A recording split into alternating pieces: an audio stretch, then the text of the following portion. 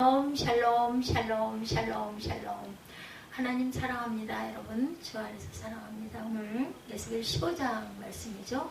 1절에서 8절까지 내용입니다. 이는 그들이 범법함이니라. 8절 마지막 절에 있죠. 내가 그 땅을 황폐하게 할 것이다. 왜냐하면 그들이 범법해서 법을 어겼기 때문이다. 하나님께서 에스겔 선지자를 통해 하나님을 떠나서 우상을 숭배하고 하나님의 말씀을 떠나 불법과 강포를 행하는 유다 백성들에게 진노의 재앙을 내릴 것을 직접적인 언어를 통해 또는 상징적 행동을 통해서 선포합니다. 에스겔이 참 행동을 많이 했어요. 상징적인 표현. 요즘 그런 뭐라 그러죠? 무언극이라고 하나요? 몸으로 이렇게 표현하는 어떤 그런 것들을 많이 한 것 같습니다.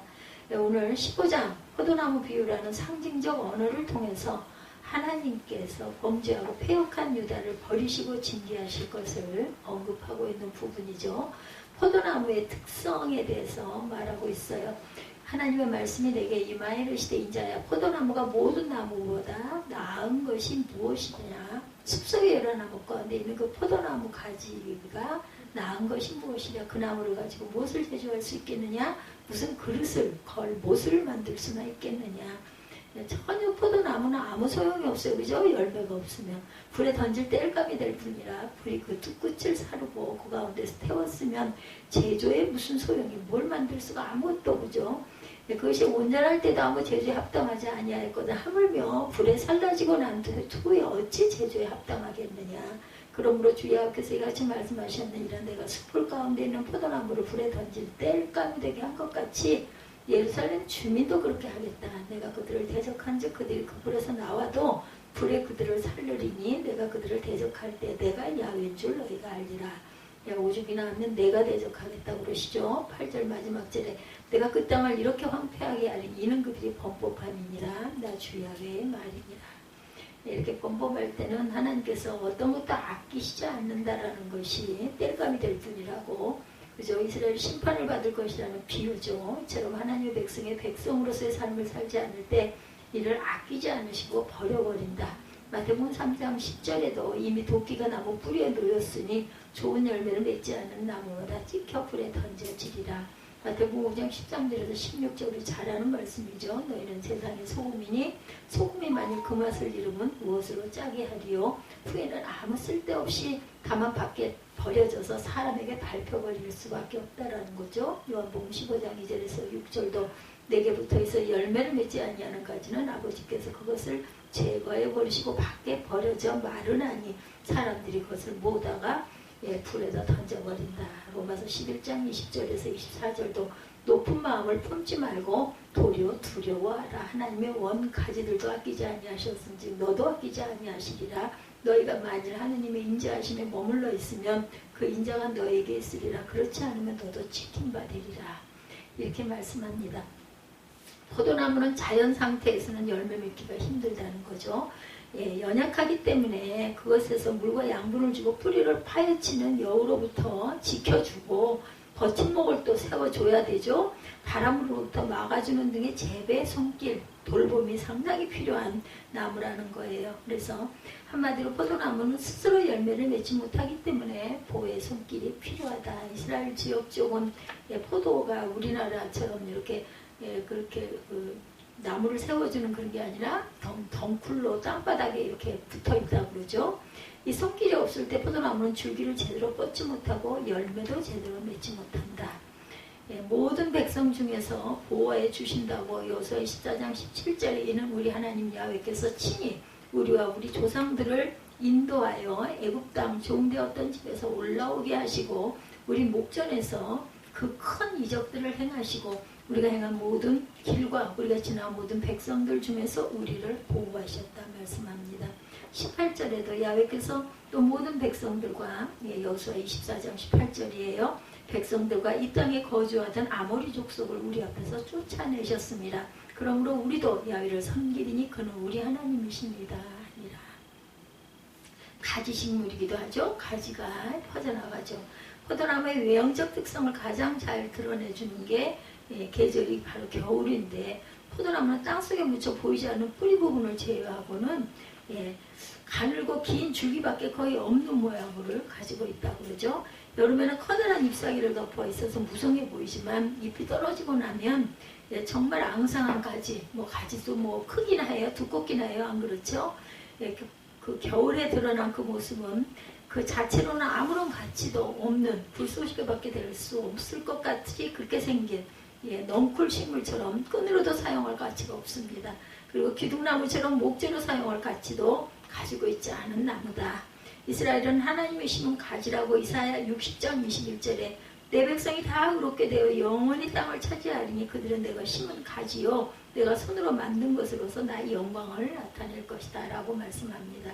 그 작은 자가 천명을 이루겠고 예, 이사야 60장 22절 이 말씀도 우리가 많이 아는 말씀이죠. 예, 작은 자가 천명을 이루겠고 약한 자가 강국을 이룰 것이라 때가 되면 나외가 속히 이루리라. 예수는 포도나무, 성도는 가지라고 요한복음 15장 5절이죠. 나는 포도나무요 너희는 가지라. 그가 내 안에 내가 그 안에 거하는 사람이 열매를 많이 맺나니 나를 떠나서는 너희가 아무것도 할 수 없느니라. 우리는 주님께 붙어 있어야만 살아갈 수 있다라는 것. 많은 열매, 포도나무가 자체로는 아무런 모양도 가치도 가지고 있지 않음에도 불구하고 예, 그 자체의 생장력으로는 자라지도 열매를 맺지도 못해서 사람의 손길이 필요함에도 불구하고 사람이 수고하고 포도를 재배하는 이유는 그 나무가 사람에게 유익한 열매를 풍성하게 우리에게 제공해 주기 때문이다. 그 열매가 향기와 달콤한 음료와 충분한 양분을 예, 제공해 주죠. 포도 열매를 거두라. 레위기 25장 3절에 너는 6년 동안 그 밭에 파종하여 6년 동안 포도원을 갖고 소출을 거둘 것이나 이렇게 말씀합니다. 포도원을 심고 열매를 먹습니다. 열왕기하 10장 29절에 내게 보일 징조가 이러하니 너희가 금년에는 스스로 자라는 것을 먹고 내년에는 그것에서 난 것을 먹되 제3년에는 심고 거두며 포도원을 심고 그 열매를 먹으리라 말씀합니다. 이스라엘과 포도나무의 관계 어때요? 연약해요. 이스라엘도 연약하고 포도나무도 연약하고 또 저와 여러분도 연약합니다. 우리는 포도나무의 특성을 살펴볼 때 연약한 가지식물이라는 것을 우리가 알아요. 누구나 그죠? 하나님께서 유다 백성을 그런 포도나무에 비유한 것은 유다 백성이 그와 같이 연약한 백성이라 힘이 없고 예, 정말 어떻게 잘못하면 열매가 없으면 아무 쓸모가 없다. 유다 백성의 조상이 이스라엘 백성은 이방 민족보다 수요에 있어서도 적었어요. 그죠? 신명기 7장 7절에 보면 여호와께서 너를 기뻐하시고 너희를 택하시면 너희가 다른 민족보다 수요가 많기 때문이 아니니라. 너희는 오히려 모든 민족 중에 가장 적으니라 말씀합니다. 민족의 탄생 때도 거주할 땅조차 가지지 못한 채 애굽에게 학대받던 연약한 민족이기도 했죠. 에스겔 16장 1절에서 7절에 증거합니다. 야훼 말씀 내게 임하여 이르시되 인자야 예루살렘으로 그 가증한 일을 알게 하여 이르기를 주 야훼께서 예루살렘에 관하여 이같이 말씀하시되 내 근본과 난 땅은 가나안이요 내 아버지는 아모리 사람이 내 어머니는 헷 사람이라. 내가 난 것을 말하건대 내가 날 때 내 배꼽줄을 자르지 아니하였고 너를 물로 씻어 정결하게 하지 아니하였고 내게 소금을 뿌리지 아니하였고 너를 강보로 싸지도 아니하였나니 아무도 너를 돌로 아이 중에 한 가지라도 내게 행하여 너를 불쌍히 여긴 자가 없었으므로 내가 나던 날에 내 몸이 천하게 여겨져 내가 들에 벌어졌다고 오죽하면 말씀합니다. 내가 내 곁을 지나갈 때 내가 피투성이가 되어 발짓하는 것을 보고 내게 이르기를 너는 피투성이라도 살아있으라. 다시 이르기를 너는 피투성이라도 살아있으라 하고 내가 너를 들에 풀같이 많게 하였더니 내가 크게 자라고 힘이 아름다우며 유방이 뚜렷하고 내 머리털이 자랐으나 내가 여전히 벌거벗은 알몸이더라. 이렇게 증거해요. 예, 에스겔 16장 1절에서 7절 내용입니다. 그리고 또한 가장 적은 이스라엘 민족이라고 신명기 7장 7절에 여호와께서 너를 기뻐하시고 너를 택하시면 너희가 다른 민족보다 수요가 많기 때문이 아니니라. 너희는 오히려 모든 민족 중에 가장 적으니라. 또한 약한 것을 택하여 강하게 하시죠. 고린도전서 1장 27절에 그러나 하나님께서 세상에 미련한 것을 택하사 지혜 있는 자들을 부끄럽게 하려 하시려고 세상에 약한 것들을 택하사 강한 것들을 부끄럽게 하려고 하신다고 말씀합니다. 아무 쓸모도 없어요. 그죠? 유다의 백성들이 조상들인 이스라엘 백성의 최초 조상인 아브라함은 우상을 섬기던 데라의 아들이었죠. 요소의 14장 2절에. 그러나 아브라함의 후손들은 민족을 이루었어요. 땅도 군대도 법률도 가지고 있지 않은, 어떻게 보면 오합지졸이에요. 그죠? 그들은 그들 자신의 힘으로는 아무것도 할 수 없는 민족이었던 것이다. 그러므로 그들은 자체로는 이방 민족들처럼 법률을 만들거나 문화를 발달시켜서 인류사회에 공헌할 그런 여력도 없었어요. 그리고 더욱이 하나님을 섬김으로 하나님의 영광을 드러낼 수도 없는 그러한 존재들이었다. 한마디로 이스라엘은 처음 그 자체의 상태로는 인류와 하나님께 아무런 어떤 그저 쓰임모가 없는 그런 민족이었다. 피투성이 같은 이스라엘 민족이라고 예레미야 16장 6절이죠. 큰 자든 작은 자든 이 땅에서 죽으리니 그들이 매장되지 못할 것이며 그들을 위하여 애곡하는 자도 없겠고 자기 몸을 베거나 머릿돌을 미는 자도 없을 것이다. 그 죽은 자로 말미암아 슬퍼하는 자, 떡을 떼며 위로하는 자가 없을 것이며 그들의 아버지나 어머니의 상사를 위하여 위로의 잔을 그들에게 마시게 할 자가 없으리라. 다 하나님의 영광에 이르지 못한다고 로마서 3장 23절에 모든 사람이 죄를 범하였으며 하나님의 영광에 이르지 못하더니 그리스도 예수 안에 있는 속량으로 말미암아 하나님의 은혜로 값없이 의롭다함을 받은 자가 되었다 말씀합니다. 순종과 믿음으로만 하나님을 기쁘시게 할 수 있다라고. 포도나무가 그 자체로는 아무런 가치도 가지고 있지 않다라는 거죠.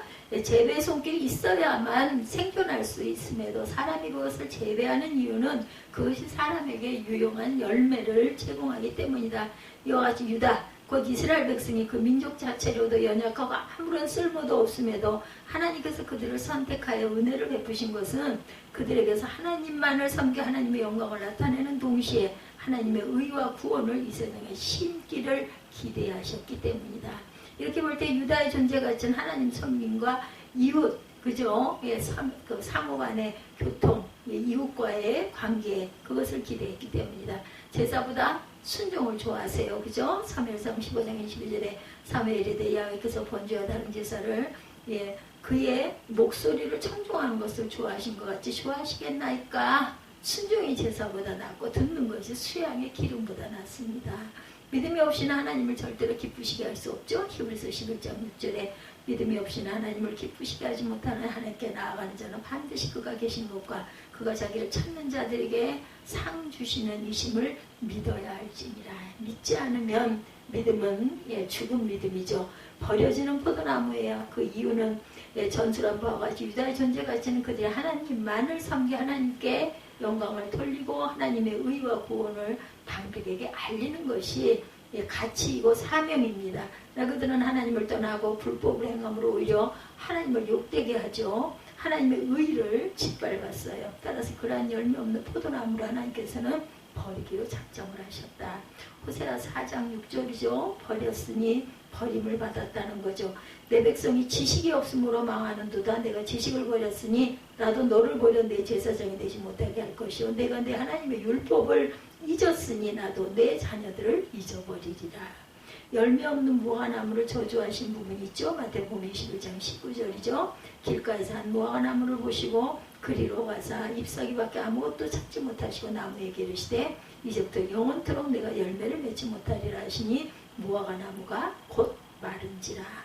그래서 어떻게 돼요? 하나님께서는 자신들의 존재의 의무를 다하지 아니한 유다 백성을 징계하는 방법을 뭐가 있어요? 전쟁이 있었죠. 하나님께서 바벨론 군대를 사용해서 유다를 침공하게 하시고 열매 맺지 못하는 포도나무를 찍어 불에 넣듯이 유다를 칼로 죽게 하고 그런 그 불타는 속에서 아주 그 전소가 되게 만들어 버린다고. 에스겔 5장 2절에 성읍을 에워싸는 날이 차거든 너는 터럭 3분의 1은 성읍 안에서 불사르고 3분의 1은 성읍 사방에서 칼로 치고 3분의 1은 바람에 흩트라 내가 그 뒤를 따라 칼을 때리라. 오죽하면 불에 타는 예루살렘 열왕기하 25장 9절에 야훼 성전과 왕궁을 불사르고 예루살렘의 모든 집을 귀인의 집까지 불살랐다라고 증거합니다.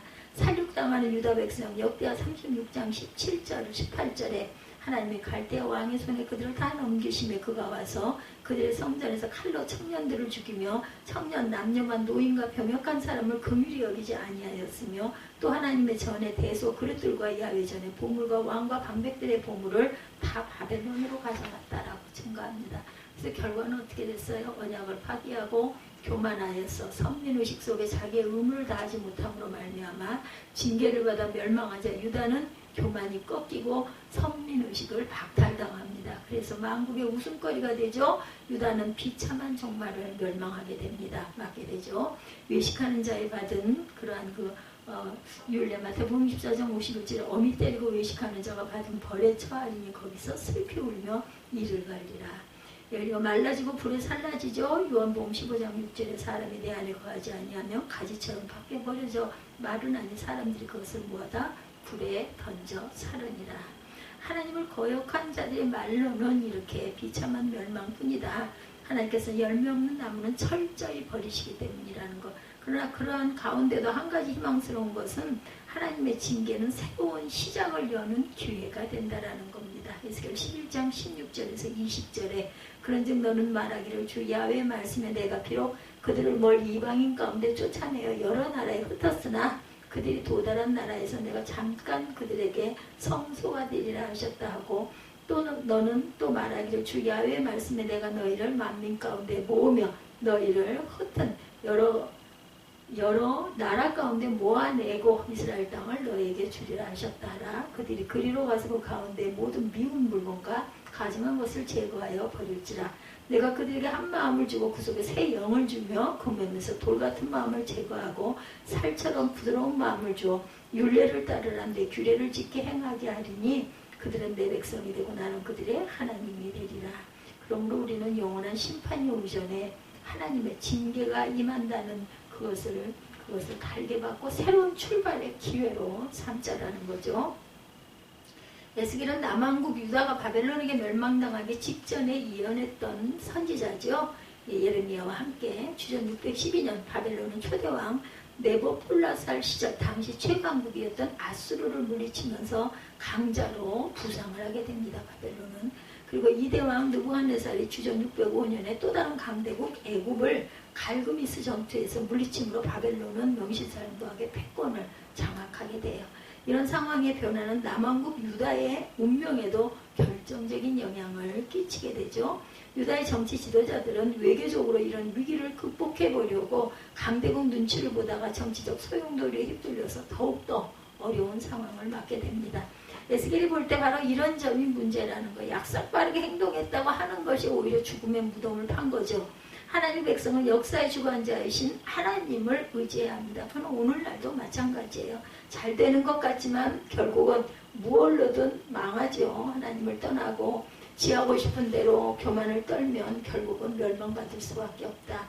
뭐 병으로 아니면 재물로 아니면 뭐 명예의 실추로 아니면 뭐 자손으로 아니면 여러 가지 화를 당하게 된다라는 것. 그럼 뭐가 없어져요? 평강이 없어지죠. 그러나 유다 백성들은 하나님보다 강대국을 의지하려고 했어요. 그리고 실생활에서도 이하의 하나님을 믿는 신앙이 점점 내리막길을 걷습니다. 그러다 보니까 도덕적으로도 윤리적으로 타락했겠죠. 그 결과 하나님의 심판이 임하게 되죠. 이런 상황을 보면서 에스겔은 안타까운 마음으로 외치지 않을 수가 없어요. 야훼께 돌아오라. 그렇지 아니하면 멸망케 될 것이다. 오늘 본문의 말씀은 에스겔이 한 비유로 이스라엘 백성들에게 임박하게 다가온 하나님의 심판을 전하는 내용이죠. 먼저 비유 내용을 보면 이해하기 쉬운 말로 풀어서 보면 산에 여러 종류의 나무들이 있어요. 그 중에 포도나무도 당연히 있죠. 사람들이 그 많은 나무들 중에 포도를 아낍니다. 그래서 보면 산에 나는 포도는 돌포도라고 하나요? 좀 못생긴 그런 포도가 저도 본 기억이 납니다. 그 색깔은 이게 포도 색깔이죠. 아주 짙은 색깔. 근데 한 포도나무에 포도 열매가 달리질 않죠. 사람들이 열매 없는 그 포도나무를 살펴보니까 백향목처럼 건축 재료로 당연히 쓸 수가 없어요. 그 뭐 꾸불덩꾸불덩한 걸 어디다 건축 재료를 쓰겠어요. 시튼 나무처럼 가구를 만드는데도 필요가 없습니다. 그릇을 걸 못도 만들 수가 없어요. 오늘 본문 내용이죠. 다만 불을 피우는 데 쓰는 화목으로 밖에는 쓸 가치가 없다. 근데 자세히 보니까 그나마 열매도 없으면서 여기 저기 불에 끌렸어요. 더더군다나 멀쩡한 것도 포도나무가 쓸 데가 없는데 불에 그을은 손상 입은 포도나무 뭐에 쓰겠어요? 아무 쓸데가 없습니다. 이 비유가 말하고자 하는 내용이 어때요? 한마디로 당시 이스라엘 백성이 포도나무 같다. 불에 그슬린 포도나무처럼 정말 쓸모가 없고 볼상사나고 볼품도 없는, 볼품이라도 있으면 그저 관상용으로라도 볼 텐데 지금 열매도 맺지 못하고 게다가 여기저기 그을려서 아무짝에도 보기도 흉한 쓸모없게 되었다. 그래서 이제 불에 태울 수밖에 없게 됐다. 다시 말해서 심판을 면치 못하게 되었다는 거예요. 그러면 이 비유가 주는 의미를 깊이 한번 봅니다. 하나님의 선택의 은혜를 잊지 말라는 거죠. 이 비유에 보면 산에 여러 가지 나무들이 있는데 그 많은 나무들 가운데 유독 포도나무가 주목을 받고 있는 이유, 왜 그래요? 거기서 열매가 있기 때문입니다. 2절에 포도나무가 모든 나무보다 나은 것이 무엇이냐? 삼림 중 여러 나무 가운데 있는 포도나무 가지가 나은 것은 뭐라 그래요? 모든 나무 가운데 포도나무가 선택된 이유가 무엇이냐? 핵심은 사람이 다른 나무와 달리 포도나무를 선택했는데, 비유가 설명하고자 하는 내용은 이스라엘 백성들 다른 모든 민족과 나라들로 달리 구별된 것은 하나님께서 선택하셨기 때문이다. 선민이기 때문이다. 잘나서도 아니에요. 그죠? 뛰어나서도 아니에요. 뭐 쓰임보가 있어서도 아니고 그냥 다만 하나님의 은혜로 저와 여러분이 선택되었기 때문이다. 이사야 41장 8절 이하에 보면 하나님께서 이스라엘 백성들을 위로하시고 격려하시는 내용이 8절에 나의 종 너 이스라엘아, 나의 택한 야곱아, 나의 벗 아브라함의 자손아, 내가 땅 끝에서부터 너를 붙들며 땅 모퉁이에서부터 너를 부르고 내게 이르기를 너는 나의 종이라, 내가 너를 택하고 실어버리지 아니하였다 하였노라. 이렇게 말씀해요. 분명히 확인할 수 있는 것은 하나님께서 이스라엘 민족을 택했다라는 것, 아까 제가 말씀드린 것처럼 뭐 제가 잘나서도 아니고 무슨 뛰어난 능력이 있을 거라 큰 일을 할 것 같이 생겼기 때문도 아니고 이뻐서도 아니고 머리가 좋아서도 아니고 그냥 내가 너를 택했다라는 거예요. 토기장이가 진흙을 가지고 뭔가를 만들어놨어. 그것이 바로 그 중에 하나가 못생긴 그릇 하나가 나라는 거죠. 이렇게 만들었어. 그것을 뭐로든 쓰려고. 지렁이 같은 너 야곱아 이스라엘을 지렁이 같다고 말씀하고 계시죠. 이 말씀에서 확인할 수 있는 것은 실제로 이스라엘 민족은 지렁이처럼 다른 민족과 비교해 볼 때 정말 보잘것없고 내세울 것 없고 형편없는 민족이라는 거, 저와 여러분이라는 거죠. 근데 이스라엘이 거룩한 백성이 되었어요. 이유는 하나님의 선택이다. 정말 보잘것없는 민족이면 창조주 하나님께서 선택하시니 그 거룩한 민족, 구별된 민족, 하나님이 택한 택정을 입은 선민, 자긍심을 가진 나는 선민이야, 이런 자가 됐다는 거 어때요? 나는 선민이야 자랑스럽게 배를 내미는 모습 보이지 않으세요? 그런 모습이 되었다라는 거. 내가 잘나서가 아니고 내가 뛰어나서도 아니다. 우리 그리스도인들도 마찬가지요. 남보다 나은 게 아무것도 없어요. 포도나무처럼 다른 나무와 비교해 볼 때 정말 보잘것없고 정말 울퉁불퉁 꾸불퉁꾸불퉁하다. 거기다 끌리기까지 했어. 뭐 쳐다볼 필요도 없는 이사야서의 말씀처럼 지렁이처럼 연약하고 내세울 곳이 없는 보잘것없는 그런 존재가 거룩한 백성이 된 그 이유는 하나님께서 나 같은 것을 택해 주셨기 때문이라는 거. 거룩한 백성이 된 이스라엘이 그 가치를 유지하는 비결, 자기가 어떻게 지금 이 복을 누리게 되었는가를 잊지 않는 것이에요. 감사하는 것이죠. 기뻐하는 것이죠. 계속해서 하나님 은혜를 받고 살려면 내가 왜 이 자리에 서 있는지 이거를 깨달아서 내가 무엇 때문에 여기 있는지, 내 존재 가치를, 내가 오늘을 왜 살고 있는지를 항상 정신을 번쩍번쩍 차려야 된다는 거.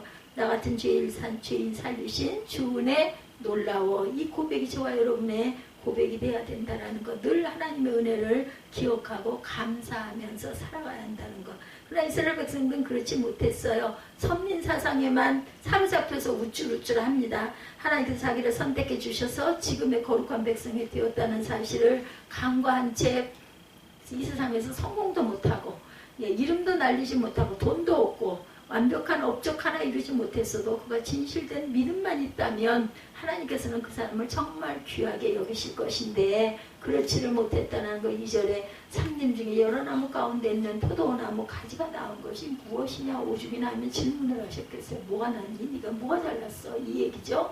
우리가 아는 대로 포도나무는 밭에 있어야 돼요. 사실은 그죠. 밭포도가 맛있지 산포도가 뭐가 맛있어요. 그죠? 맛도 없어요. 조그맣기도 하고. 산림 속에 있는 포도나무는 야생 포도나무다. 우리말로는 머루라고 하죠. 예, 그래서 아시는 대로 요즘 품종 개량이 된 거봉 엄청 크죠. 근데 또 그게 너무나 당도가 강해서 별로 좋지 않다라는 얘기들도 있습니다. 그래서 예전에 그냥 토종 포도가 훨씬 몸에는 좋다라는 거죠. 당도도 보통 포도보다 굉장히 높았고 몇 개만 먹어도 배부르지 않아요. 그래서 산에서 나는 머루는 크기가 얼마나 작은지 하나를 먹어보면 씨 빼고 껍질 빼고 나면 먹을 것도 입안에 들어가는 것도 없고 뭐만 남아요? 그 잉크 같은 자죽만 남아요. 입안이 지저분해 보이죠? 예, 정말 시기도 해요. 많이 먹기도 어렵습니다. 에스겔이 바라본 이스라엘 백성들은 열매가 저 머루처럼 형편이 없다. 세상적으로 성공하고 지적으로도 많은 발전이 있고 여러 가지 면에서 과거와 다른 큰 변화가 있었지만 정작 하나님께서 찾으시는 열매는 과거에 비교할 수 없을 정도로 형편없다라는 겁니다. 포도나무 크기가 옛날보다 훨씬 더 커졌어요. 그죠? 예, 줄기도 굵어졌습니다. 잎도 크고 화려하고 훌륭해졌어요. 그러나 열매는 포도가 아니라 산모루 정도로 작아지고 볼품이 오히려 거꾸로 없어졌어요. 포도를 품종 개량할 때 주목적은 열매죠. 예, 근데 열매는 생각지 않고 나무 자체만을 위해 품종을 개량한다면 어처구니 없는 결과가 일어나고 말죠. 지금 이스라엘이 바로 그 꼴이라는 거예요. 지금 내 모습이 바로 그 꼴은 아니냐는 거예요. 생각해 보라는 거죠. 정말 하나님께서 찾으시는 믿음의 열매가 과연 풍성히 열려가고 있는가. 엉뚱한 것들만 풍성하고 믿음의 열매는 빈약한 건 아닌지 우리는 하나님께서 찾으시는 열매를 준비할 줄 알아야 되겠다. 근데 왜 이렇게 됐어요? 목표가 잘못됐기 때문에 방황하고 헤매고, 그죠? 학생은 공부하는 일에 목표를 세우고 몰두해야 돼요. 그죠? 학생이 공부하는 일로 뒷전으로 미루고 다른 일에 몰두한다면 칭찬받는 학생이 될 수가 없습니다. 하나님의 거룩한 백성이라는 자기 주장만, 자기 권리만 내세웠던 거예요, 그들은. 그래서 다른 민족을 무시하고 이방인들을 사람 취급도 안 하죠. 영적 우울감에 사로잡힙니다. 교만해집니다. 그죠? 정말 조심해야 되죠. 우리말에 개구리가 올챙이적 생각 못한다 이런 말이 있어요. 그죠? 어리석은 사람이 과거에 자기 모습이 어떠했는지를 생각지 않은 채 남들을 막 무시하고 내가 좀 배우고 내가 뭘 좀 안다 해서 교만을 떨지 말아야 한다라는 거. 그래서 감사하며 살아야 되고 겸손하게 살아야 된다. 열매를 맺어야 한다는 거죠. 2절에 포도나무가 모든 나무보다 나은 것이 무엇이냐. 그래놓고 또 하나 또 더 웃긴 건 뭔지 알아요? 착각을 하고 있어요. 자기는 열매가 많다고. 우리가 보기엔 전혀 아닌 것 같은데 그게 문제죠. 착각하는 거 그거 아주 중병입니다. 사람들이 그 많은 나무들 중에 왜 포도나무를 선택했는가 묻습니다. 답은 포도 열매 때문이라는 거. 포도나무를 찾는 이유는 포도 열매를 얻기 위해서. 이 비유가 말씀하신 것은 하나님께서 이스라엘 백성을 택하신 이유가 바로 열매를 얻기 위해서다. 오늘 본문을 주목해보면 포도나무에는 포도 열매만을 구한다는 거. 예, 나무나 잎은 아무 소용이 없다는 거. 포도나무가 나무에 와서 건축자재를 찾는다면 바보라는 거죠. 넌센스. 포도나무에서 가구 재료를 찾는 것도 못에 그죠? 예, 못 박는 어떤 그런 거를 만들려고도 하는 것도 잘못된 거다. 포도나무의 가치는 오로지 열매다. 아무리 잎이 무성하고 키가 크고 줄기가 튼튼해 보여도 열매가 시원치 않으면 포도나무의 가치는 별 볼 일 없다. 비록 키가 작고 잎도 별로 없어도 포도 열매가 당도도 높고 크기도 탐스럽게 열리면 그 포도나무의 가치는 극상품이 되는 거죠. 그러면 하나님께서 이스라엘 백성들에게 찾으시는 열매는 바로 무슨 열매? 믿음의 열매. 하나님의 백성들이 맺어야 할 열매는 믿음의 열매라는 것. 철저하게 하나님을 의지하고 하나님의 말씀에 순종하며 사는 것. 그러니까 아무리 이 세상에서 성공하고 이름을 날리고 돈을 많이 벌고 역사를 일으킨다 해도 하나님만 의지하고 하나님의 말씀에 순종하고 사는 일에 문제가 있다면 하나님께서는 그 사람을 온전하게 평가하지 않으시고 뭐라 그래요? 나는 너를 모른다 하신다라는 거죠. 운동선수는 운동하는 일에 목표를 세우고 힘을 쏟아야 합니다. 운동선수가 운동하는 일을 뒷전으로 미루고 돈 버는 일이나 즐기는 일에 힘을 쏟는다면 그 사람은 운동선수로는 성공할 수가 없죠. 하나님의 백성은 하나님을 의지하고 하나님께 기뻐하시는 일에 목표를 세우고 힘을 쏟아야 하는데 세상적인 것에 빠져 있다 보면 그건 믿음의 자녀가 아니죠. 하나님 백성이 믿음은 뒷전으로 미루고 돈 버는 일, 명예 얻는 일, 출세하는 일에 몰두한다면 하나님께 칭찬받을 수 없는 삶이라는 거죠. 오늘 본문에서 에스겔이 볼 때 당시 이스라엘 백성들이 그러했다. 그들이 하나님을 의지하고 하나님을 기쁘시게 해드리는 일보다 다른 일에 관심을 더 기울이고 있다. 원래 이스라엘 백성들은 올바른 목표를 가지고 있었어요. 여호수아 24장 14절부터 16절까지를 보면 여호수아가 죽기 전에 이스라엘 백성들의 다시금 다짐을 받는 이야기가 나오죠. 가나안 땅에 들어와 살게 됐는데 이 땅에 사는 동안 오직 야훼만 섬기라고 말씀하셨어요. 그리고 우상을 섬기든지 야훼만을 섬기든지 택하라고 촉구하십니다. 그때 이스라엘 백성들이 이구동성으로 다짐하죠. 야훼를 버리고 다른 신을 섬기는 일을 우리가 결단코 하지 않겠다고 그랬어요. 아마 우리말로 번역이 이렇게 결단코니까 원어적으로는 아주 강조가 되어 있는 걸 거예요. 그죠? 원래 이스라엘 백성들은 가나안 땅에서 야훼만을 잘 섬기는 민족이었어요. 근데 점차 한눈을 팔면서 점점 믿음이 흔들리기 시작을 합니다. 다른 이방 나라의 어떤 문화가 자꾸 스며 들어와요. 이방 나라는 어때요? 굉장히 그 번영의 신들을 굉장히 섬기는 그런 사람들이죠. 세상 유혹에 넘어가고 맙니다. 그 대표적인 예 삼손이죠. 나시린으로 서원하고 하나님께 사사로 세움을 받았던 그런 사람. 가나안 여인의 미모에 홀려서 한눈을 팔다가 믿음이 흔들리기 시작하고, 사무엘상 6장에 보면 블레셋에서 법궤가 이스라엘로 돌아오는 이야기가 나오죠. 블레셋 땅에 법궤가 있자 블레셋에 재앙이 끊이지 않게 됩니다. 그래서 블레셋 사람들이 제사장에게 물어보니 법궤 때문일 것이다. 그래서 이스라엘로 돌려보내는 게 좋겠다라고 합니다. 그래서 새 수레를 만들고 멍에를 메어보지 않는 전나는 암소 둘을 끌어다가 수레를 수에 메우고 송아지들은 집으로 돌려보내요. 그리고 궤를 수레에 싣고 속건제들을 보물상자도 잔뜩 실었어요. 그리고 벳세메스로 향해 수레를 보냅니다. 물론 사람은 타지 않았대요. 그러니 그때는 이렇게 짐승들이 아주 똑똑했던 것 같아요. 거기까지는 어떻게 이렇게 갔을까요? 2마리의 암소가 끌고 가요. 근데 놀라운 것은 6장 12절에 보면 암소가 벳세메스 길로 바로 행하여 대로로 가며 갈 때 울고 좌우로 치우치지 아니하였다라고 증거하고 있습니다. 새끼를 두고 갈 수 없어서 울었던 거예요. 그러나 좌우로 치우치지 않아서 곧장 벳세메스로 법궤를 싣고 갑니다.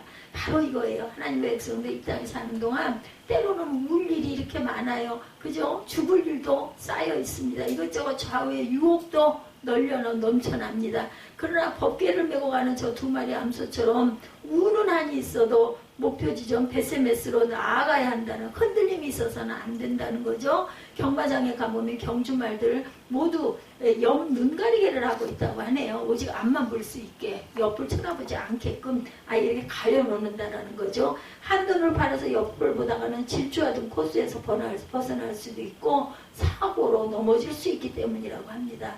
우리의 믿음의 경주 또한 이래야 한다. 목표를 정했으면 목표를 향해서 질주, 전심으로 달려가야 합니다. 한눈 팔지 말고, 그래야 포도가 열매가 탈빈스럽게 맺힌다. 야생 포도나무처럼 머루처럼 보잘것없는 열매가 달리지 않게 된다라는 것, 심판이 있을 것이라는 것. 4절에 무슨 소용이 있겠느냐, 무슨 소용이 있겠느냐.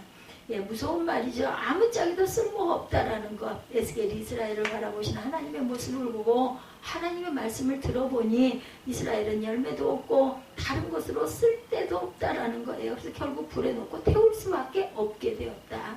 주님께서 우리를 보실 때 무엇이라고 말씀하실까요? 혹 무슨 소용이 있겠느냐고 말씀하시지는 않을까.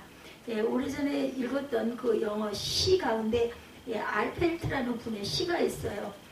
너는 포도나무인가? 탐스럽게 익은 채 매달려 있는 포도송이들을 온몸으로 말하고 있기 때문이죠.